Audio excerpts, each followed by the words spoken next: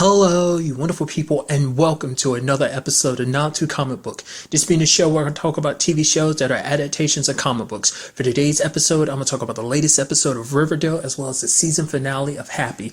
Like always, if I'm talking about something you want to listen to, you can always look in the description down below. I include a time and I start talking about each of the respective shows. So, for example, if you want to hear what I had to say about this week's episode of Riverdale, you can skip to what I had to say about the season finale of Happy. But the first thing I'm going to talk about is this week's episode of Riverdale.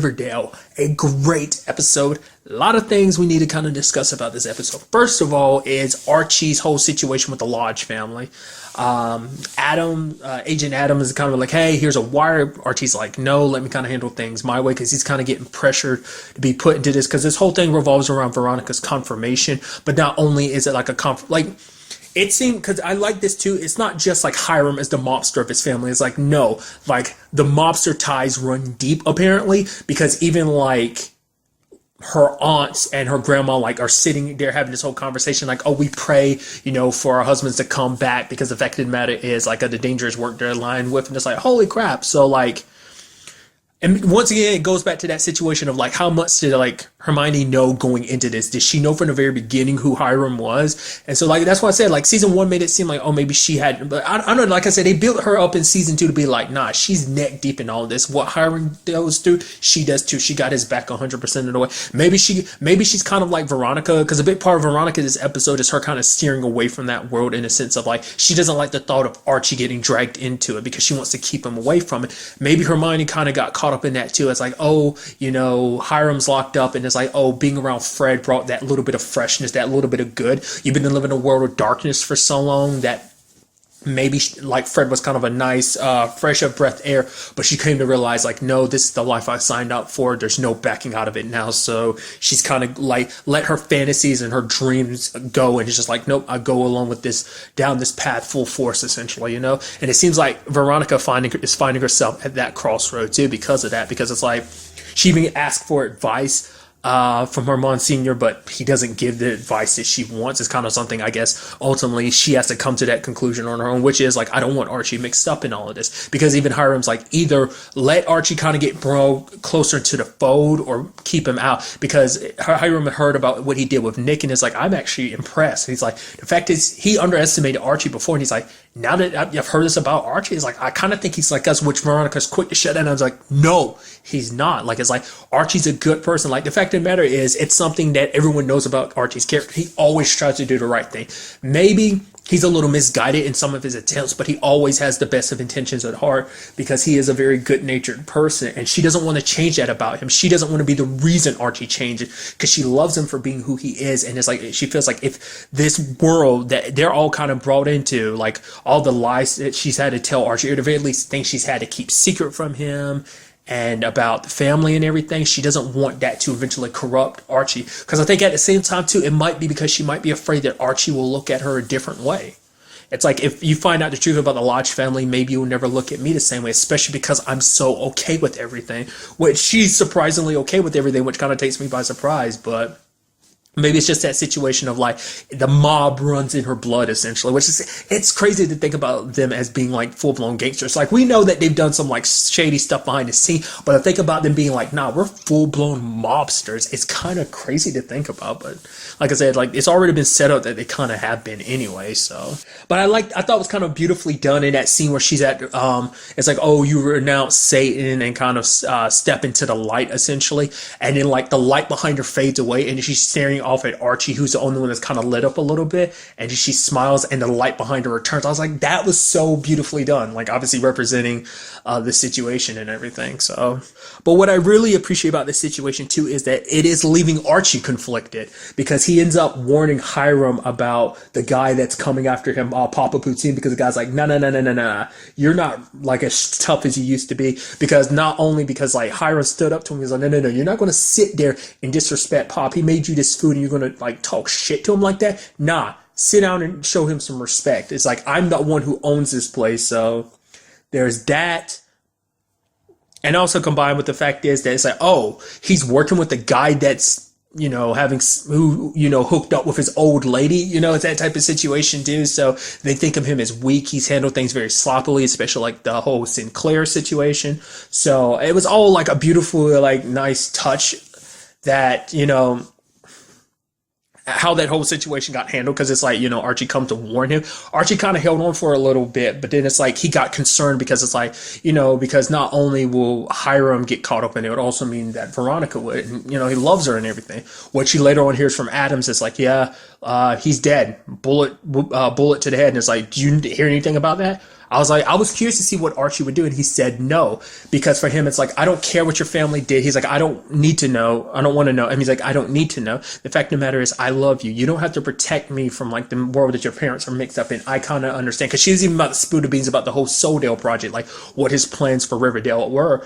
But he was like, I don't care. I love you. You don't have to protect me, because inadvertently he wants to protect her, which is kind of one of the main reasons why he's doing all this, protecting her and his dad. But at the same time, I guess he's just conflicted now, because I think on one level, it's like he does respect Hiram no matter what his situation is. It's like, this is her dad. And because that's the thing, if something happens to Hiram, like, Veronica will never forgive him, no matter what the situation is, even if it's to save his dad, even if it's to keep Veronica from being mixed up on all this. She will never forgive him for that. So I'm thinking that's part of the thing. But I think it's also because it's like he kind of respects Hiram to a certain extent. And it's like he's kind of come to care about him too. So I don't know, just kind of an interesting development. Also, on the other side of things is that basically the serpents are kind of getting like treated badly because of this whole missing head of the statue situation.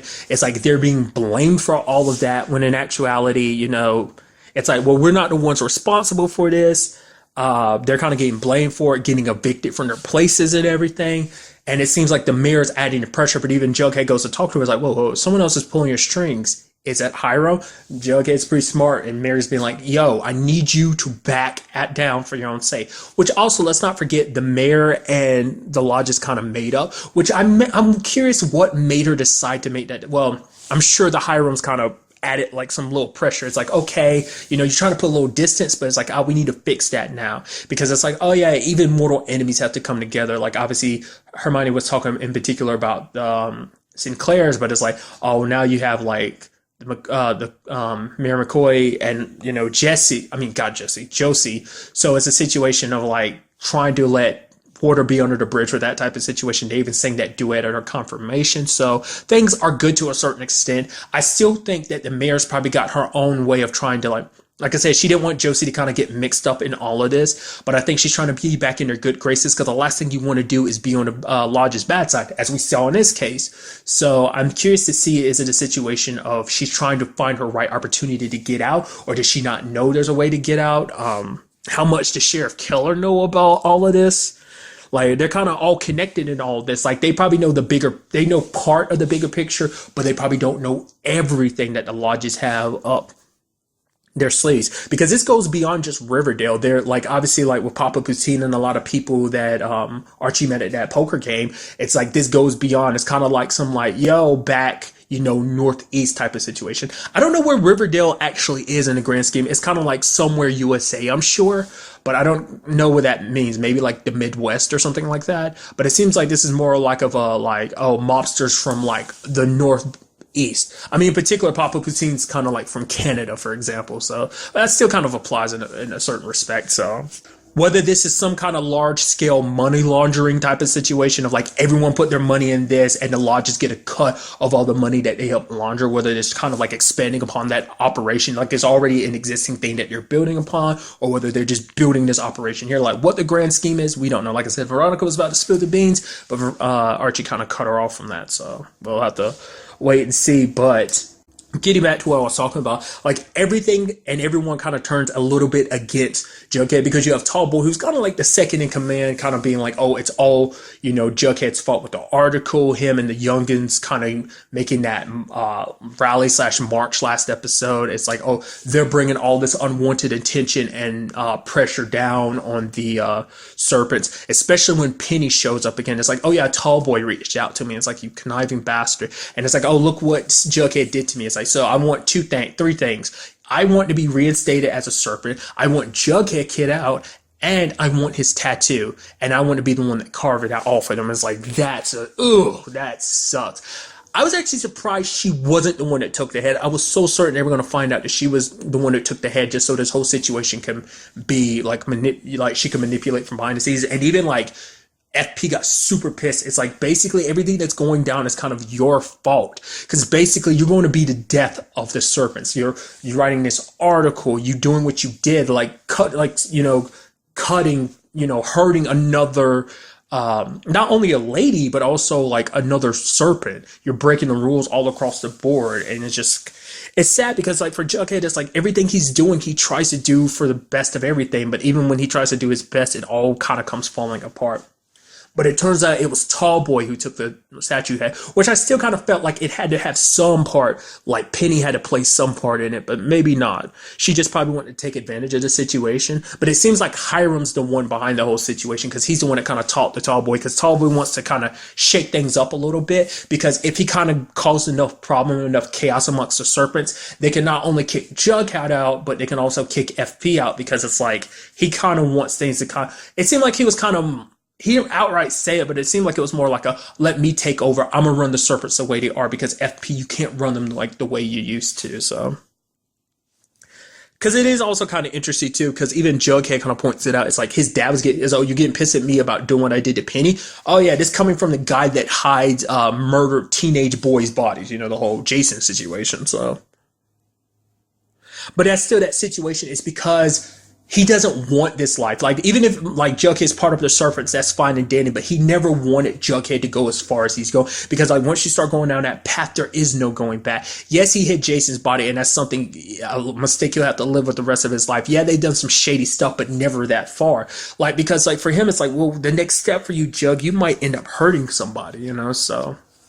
For now, Tallboy's been kicked out, lost his jacket, and Penny is still kind of on the outskirts. But, being a snake charmer she is, there's no way she's down and out forever. Who's to say she doesn't go off and make a deal of her own with Hiram? It was kind of neat when Jughead was like, Tallboy's like, oh, she's an outsider. It's like, no, she's with us. She's one of us. That was kind of pretty neat.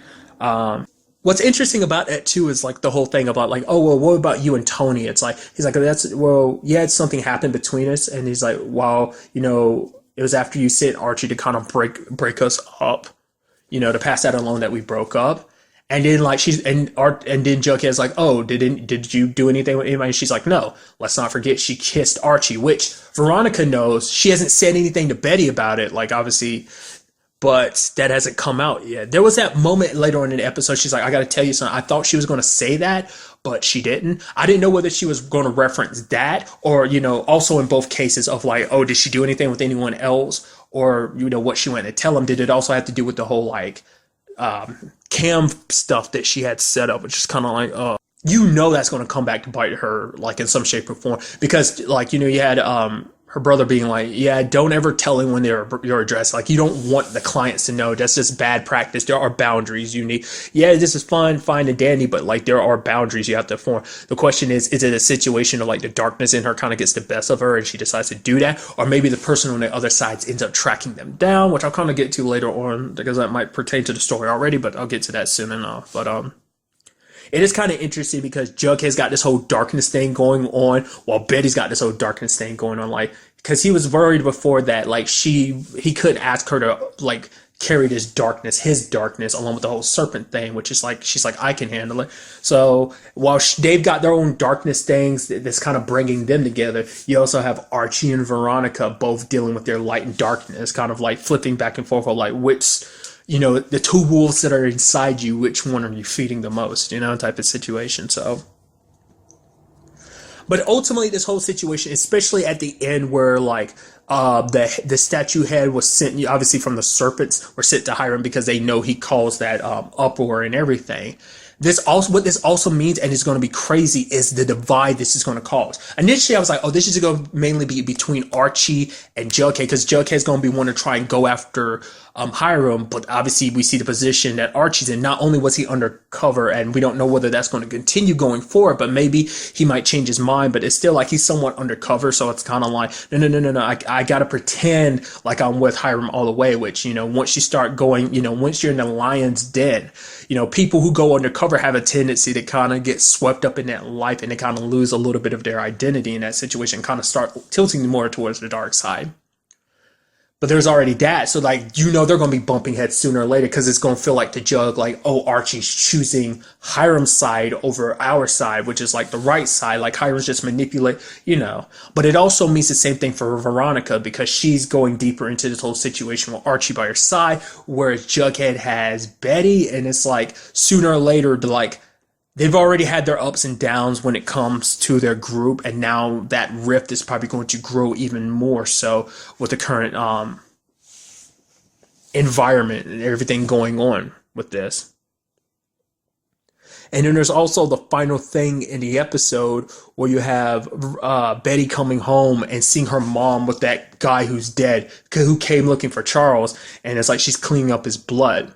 So I'm assuming he's a client or someone from Charles' past that kind of tracked him down. It's like, oh, you owe me money or something. Things got heated. Either he tried to attack Alice and Charles defended her, self-defense type of thing, or Alice ended up killing him out of trying to protect her son. Either way, it's going to be a bloody situation that they're trying to clean up. Hal's not home because he left to stay somewhere else, which immediately my brain goes, you're staying with Penelope, because we had that little like rendezvous moment last episode or just them like, oh, ooh, something, you know. So it's kind of like, yeah, that's going to happen. That's probably going to be like a regular thing that probably secretly happens, because, you know, you have Hal being like, I don't trust him is kind of the main thing. Probably not going to trust him when it all comes out about the whole Betty situation, because not only are you bringing danger to our home, you're also mixing, you know, our baby girl in up on that in it too, you know, because Alice is super, yes, she could be a little crazy, but she's very protective of her little girls. So it might be a situation of like, you haven't been in our lives long enough. I will protect my daughter, even if it means I have to protect her from you. So get out. So I don't know. Like in this particular situation, it's more like she's going to try and protect Charles no matter what. But under those circumstances, maybe that would change things. I don't know. You'd have to wait and see. So many questions, like where do the Serpents go from here? You know, their war is going to heat up, you know, with the lodges. Obviously, like Jughead's kind of like basically kind of temporarily on suspension, which let's also not forget that basically him and Betty got suspended from the Blue and Gold, so that kind of sucks. That's kind of their bread and butter. What would Jughead do if he did find out about the whole Archie and Betty situation, even though all they did was kiss? Like, and yes, him and Jughead and Betty were separated, but still, that's like, my best friend, the dude that's like a brother to me, kissed my girlfriend, you know? I mean, you know, Veronica was bothered by it for a little bit, but it seemed like she just, hey, you told me the truth, so. I'm actually kind of surprised too, and I feel like ultimately this is where that's going to go, is that I think eventually Archie will tell Veronica the truth, or maybe she'll find out on her own. I feel like amongst anyone, she'll find out first, or maybe her parents will, and then they'll expose Archie, and just everything will kind of come crumbling down after that. But maybe something will happen that's so deplorable that even Veronica's like, no, like, I can't defend my parents anymore. Like, I'm gonna work with you, Archie, and we can go to the FBI and take him all down. Once again, considering how big this whole operation is, Agent Adams is by himself. I've said it multiple times and I'll say it again. He must not have the backing of the FBI, whatever his circumstances may be. Maybe it's just something he has to handle on his own before he has to bring something big to his bosses before they kind of jump at this whole situation. Because it's probably going to be like a RICO charge type of situation, which I recently heard that in some things recently, and it just kind of got me want to say, ooh, RICO, which I don't know if this is a large enough organization for it to be like a RICO situation, but it's more so like, you know, it's kind of an apt metaphor, but cutting off the head of the serpent, in this particular case being Hiram, which is kind of interesting considering the fact that you literally just got out of jail at the end of last season. You're kind of like, you know, up to your old tricks and doing crime again immediately after getting out of jail. To be fair, you never stopped doing crime while you were in jail. But nevertheless, I'm just curious to see how this all goes going forward. And also, like I brought up earlier, what about Penny? What else does she have in store for us? And this whole Black Hood situation has taken a step back, but it's still there in the forefront. I sure as hell haven't forgotten about it. So I'm thinking that's still going to be a storyline we're going to have to keep in our minds too going forward. But ultimately, we'll just have to wait and see what goes down in the next episode. And now moving on to the season finale of Happy. Fantastic season finale. So let's break everything down bit by bit. First of all, you had Happy getting that information. I like that little twist of like, all right, like how it's, cause like I saw from the previews, I'd already caught a glimpse of Happy. It was like, oh, I know how to track him down. I'm like, so in my mind, I'm like, oh, I know how Happy's going to do it because Happy can track people who believes in him. Like, for example, he was able to track down Nick because Nick believed. And I was like, oh, that guy believes in you. So you're able to track him down. But it's like, no, I completely missed that in the episode. Or probably if I go back and rewatch it, I'm sure you probably see it. But like the sock puppet, was that something they added in later on, or was it something in the background you just never know? Because it seems like he's talking, but I don't. Maybe it's one of those things like we hear him talking, but the camera never cut to him because it would have been a spoiler or whatever. But it's a sock puppet was at that little imaginary friend meetup, and it turns out that he is connected to the Santa Claus dude. And I thought that was such a good detail because now it puts things in more perspective because the sock puppet I did it again. Sock puppet ended up bringing up the reason why Santa is the way he is. It's because he never wanted to grow up. He wanted to stay a child forever. So that's why he can see Happy is because he believes he's a child. And because of that, he has a child's mind and everything. And so he sees what a child normally would, which once again, kind of changes things up. I mean, to be fair, it's like, well, Nick's kind of a special case, I guess, too, in a sense. But so it's like, okay, so that's why he was able to see Happy before. It kind of makes sense. What's kind of interesting, too, because Happy's like, oh, I know how to solve this. It gets solved with torture and starts tickling him to, like, with one of his feathers. Because basically he ran because he didn't want to see the kid that he was his friend turn into what he is now. It's because so much happened to him, the whole situation with his dad. He was basically locked up and kind of like drugged, whether it's just because, I mean, after everything he had been through with stuff about his dad, I'm sure like who his dad was kind of did stuff to him in a sense of like, oh, like the stipulation of who his dad was, that shadow kind of cast over him. For them to lock him up and put him, like, fill him up with pills and stuff like that. We know that he was in a facility at one point in time, but it's like, the question is, like, why? Was it just because he was kind of, like, after everything that happened, he just went a little crazy? Is that what it is? But either way, his imaginary friend ended up leaving him just because it was like, I didn't know what else to do. I was scared. And maybe because he did that, because he was the only person that Santa had to rely on back then. So that's why he's a little crazy. So it's kind of interesting because like we got this villain and we finally get to understand him. Still, once again, one of those things that was never really answered is why he's got the superhuman strength he does. Like, what's up with that? Is it just kind of like I don't know what it is. Like, is it something flowing through his veins or what? That was never answered, like what he is. Because it seemed like he wasn't human, but it seems like at the very end, it's like, yeah, he was very much so human. But I guess because he was such a state of mind of like, oh, I'm still a kid, because he had such that imagination. Maybe in this series, like imaginary powers kind of give you something, because he thought like he was a kid, because he was living in this delusion of like, oh, this is Toyland. He had all those kids he had captured over the years, the ones that he kept for himself. I mean, who's to say like whether this is his first time capturing like, it's definitely not his first time capturing a whole bunch of kids, but this might not be his first rodeo with this whole like selling kids thing. This might have been like Sunny Shine's like, this has been done before, because the people that he had before were like grown. Like some of them looked like they were teenagers, others looked like young adults. All the people, and it's so messed up because he would drill into their heads. I guess kind of like a lobotomy of sorts, to basically make it so that they're not willing to grow up, and that's what he wanted to do. That's why he took such a special interest in Haley. It's like, oh, good kids like you deserve to stay like kids forever. Let all the bad kids get sold so they can grow up in whatever situation. But you're a good kid. You should stay good forever. And so what he did to other kids, which is so sad. I mean, because there's no telling like how far this goes back, because we've been focusing mainly on the kidnapped kids more recently. Like I said, they were young adults, they were teenager to young adults, so it's like we don't know what their stories are, but that was almost close to being Haley. Also feel bad for Nick too, because of like the freaking bear traps, first his leg, then his shoulder. That sucked big time.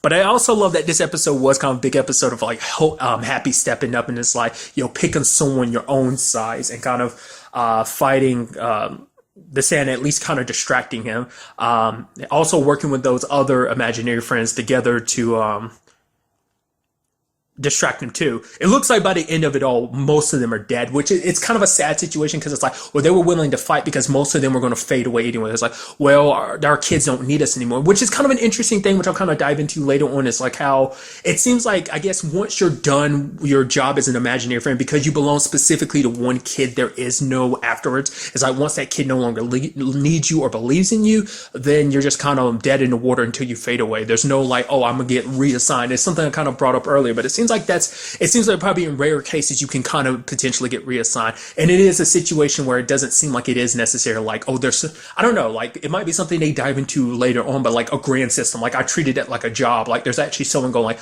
okay, you go to this kid, you go to this kid, blah, blah, blah, blah. But it seems like it's more like a person by person basis. It's just probably a situation of like, oh, we're all imaginary friends. Oh, here's another imaginary friend. My kid ended up coming across someone else who's an imaginary friend. So maybe they kind of run in the same circles type of thing of how like this whole little group knew about each other. So not less like, imaginary friends have like a connection to one another. It's like, oh yeah, there's another imaginary friend, like plenty of them scattered around the city, some kind of like telepathic sense or like connection that lets them fight each other, something like that. Side note, and I also noticed this too in episode 2, still unaware what about Blue's wife and child. Like I said, last episode made it seem like, oh, that exposure might have killed them in particular, but like I said, it might have just been like, oh, the car was nearby and it blew up because Nick was looking like that. But it's like part of me thought like, oh, they're dead, but maybe they're not. I don't know. It never cuts back to be like, oh, actually they're okay. So that was kind of interesting. But the final confrontation, didn't expect things to kind of go down the way they did. Like Nick's getting up here and I'm like, yeah, and it's like his heart starts giving out. But then he keeps fighting and like, and then like Santa's about to kill him and everything. And then I love that line from Nick being like, okay, so I don't want to ruin Christmas for you, but there's a point in time when any child's life when they realize that Santa Claus isn't fucking real or something, and then shoot Santa in the head. What's super messed up about that situation is that he ends up dying essentially the same way his dad did, like being hung. And so he ended up falling back through the glass and the wire wrapped around his neck and ended up, hanging him.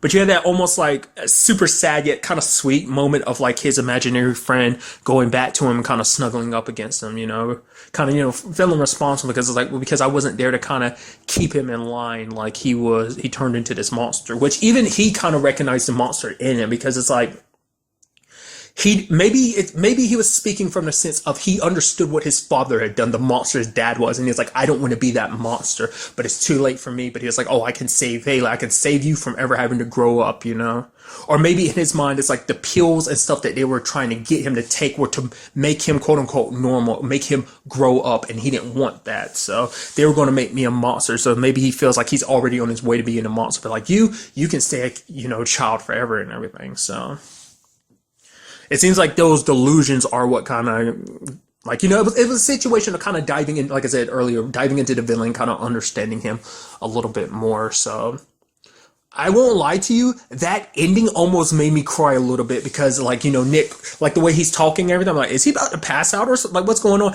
And he falls, and it's like, holy crap. And then Happy's like, we did it. He's like, yeah, we did it, partner. He's like, come on, what's going on? Just take a nap. He's like, nope, this ain't a nap. It's a goodbye. I'm like, what? And he's like, you've been a great partner. And I won't lie to you, I was starting to tear up. I was like, no. I was like, are they really going to do this? And Nick's like, play the music, cue the music, fade to black. I was like, that was so... I was like, dude, that'd be crazy if they did that.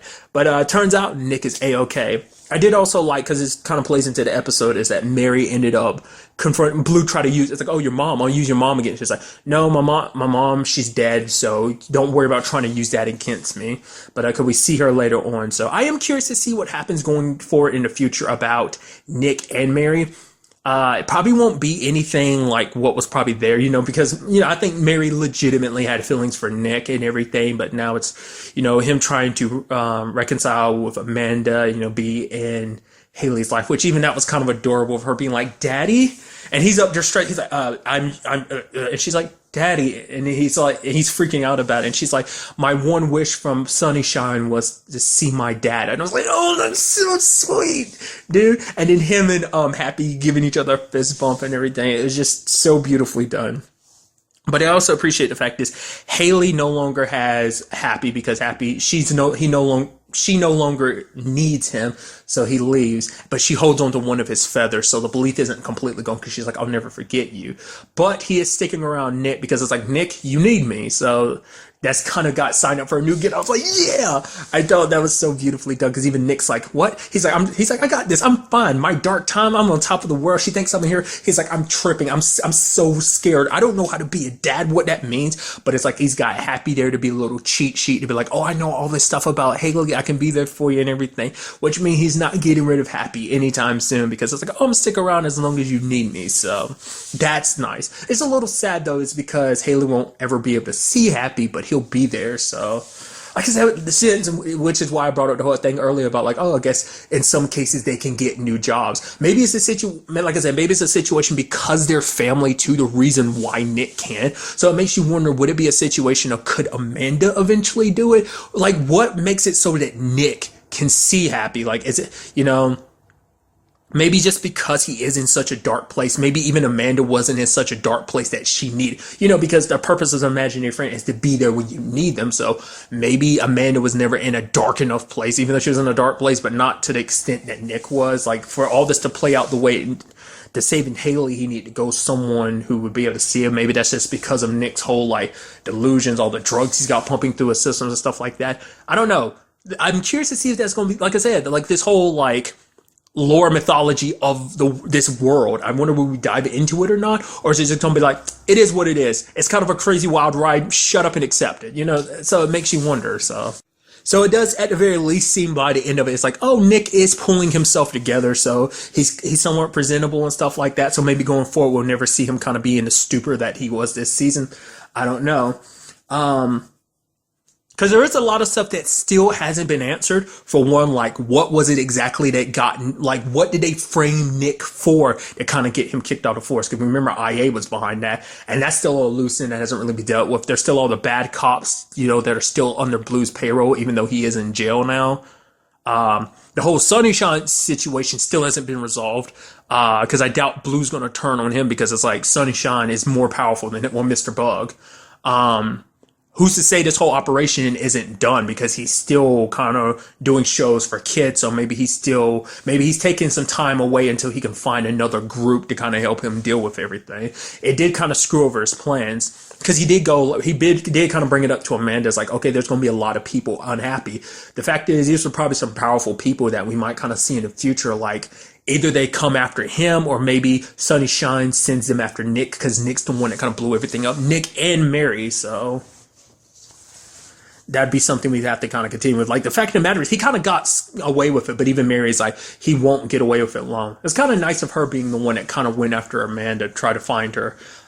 Even her confronting Sunshine, which we even had that weird audition tape at the beginning. So, all those different auditions, and even he was auditioning and then he got dragged away. It seemed like he didn't show up. He showed up there on his own. So it seems like whatever his situation is, it's like he put himself in this whole, like, it's not like, oh, like some talent agency found him. It seemed like he probably rose to the ranks himself. So for him, he's got this like delusion of grandeur of like, oh yeah, because he's like, oh, I'm going to be the future. He wants to be special. Like I said, we know nothing about Sunshine slash Mr. Bug. So maybe that's something we'll kind of dive into later on. Whatever they did to Amanda, pumping her full of whatever drugs, it seemed like it wore off because I was like, so, because they were like, oh, we're going to bury you in a hole. I thought he meant like, oh, kill you, but it was most likely like a situation of like, bury you in a stupor with all this, like, fill you with so many drugs and just drop you in a facility and just to be locked away and lost forever type of thing until, but luckily Meredith got to her in time, so. And then also there's the final scene where we have Blue trying to get the password from Mikey, but Mikey just breathes and then ends up, whatever was in Mikey possessing his body, ended up entering Blue, which then begs the question, okay, so what's this all about? Is there is there actually a password, or was it just all like conjecture? Like, not conjecture, what would be the right word? Like, maybe whatever it is that possessed Mikey does know the password and needs Blue's body so it can possess him and take advantage of it. Because it's like, obviously that thing's a demon or whatever, but like I said, we've set it up this entire season. We haven't really seen them with the whole monster aspect, with the exception of like the Santa Claus dude. But once again, we still don't know what that whole situation is about. But like I said, like the main overarching story is like the storyline of this season, which was about Haley, is done. But like I said, so many like through lines are still left open, which you can obviously build upon in like a future season, which this is being renewed for a second season, which I'm super excited about. But like I said, I'm curious to see what that whole situation is about, like what that means for Blue. Also, what does that mean for his sister going forward? Because, you know, Mikey's kind of dead again. So she thought she had her son back, one of her sons back, and it's like, oh, no, he's dead again. So the question is, too, is like, does this thing not have complete control over had complete control over Mikey's body? Maybe it's a come and go type of thing. Maybe it's because Mikey was dead, so it kind of made his brain a little more fizzle. Maybe there's not a soul for it to possess, so it was kind of an empty husk, and whatever residuals of Mikey's soul that were there were kind of kicking in. So what does that mean for Blue? Is Blue's soul completely gone, or was it possessed, or is it kind of occupying the body at the same time? So many questions we don't know about.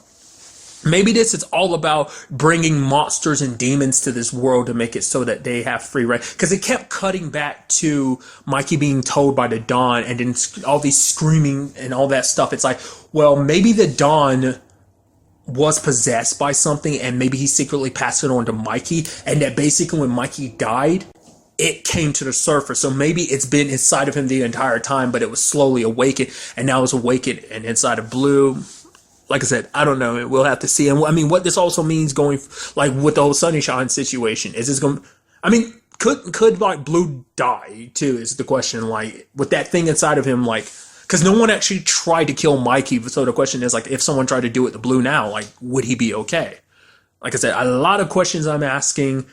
We would really just have to wait to see what they would do with the second season. Like I said, I would love to see what they do with, like, what the storyline would be. You know, maybe good. Maybe you see, Nick go back to being a good cop, going back to being a cop, which with everything going down, once even corruption within the police department, don't know if that'd be possible. Also, like I said, where does he stand? Would he go back to Amanda? Which it seems like that might be the case, just kind of keep his family together.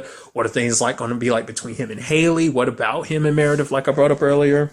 Also, I'm curious because I brought up Mikey. I am curious to see what that priest that Mikey said, like, confessed to in Latin or whatever. It's like, will he ever pop back up in the story and be like, yeah, the stuff Mikey told him or whatever? Also, the fact is that people think that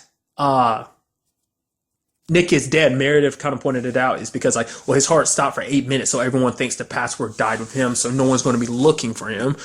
But still, you know, his past is probably going to have a way of rearing its ugly head, because it's probably going to be like a new season of, like, him balancing trying to be a dad and be there for Amanda, but also at the same time all the stuff from his past, and also trying to do a good job, like probably a balance between the two, like the work he's trying to do while also trying to rebuild his family and rebuild his life, essentially. So also, really quickly, an interesting thing I had to note was today is Grant Morrison's birthday, at least at the time of me recording this on Wednesday, because I saw that during the commercial breaks. I thought that was so interesting. I was like, oh, isn't he one of the creators of this? He's the writer for the comic book or graphic novel that this series is based around. Also, he's apparently been connected. I looked at a quick Wikipedia article of all the stuff he's been connected to a lot of superhero related stuff. Long list. Highly recommend you look into it, like, just to see like how much stuff he's been connected to. But I was like, oh man, that's so cool. I was like, did they plan that out, having the season finale on his birthday? I feel like that had to take some like planning, or maybe it was just like, we put it on this day and it just happens to be Grant Morrison's birthday. I thought that was kind of interesting. But I mean, yeah, I would assume season 2 would probably come out sometime either late, like, you know, at the end of this year, probably like around December, like this season did, or probably early 2019 we might see the second season. Either way, hopefully they might make the decision that they're going to air it sooner. But either way, I'm so in love with this series. I'm so excited to see what kind of craziness they do in a second season. But really, that's all I want to talk about in this episode. Till the next time we meet, be happy, be safe, live life to the fullest, enjoy it. Good day and goodbye.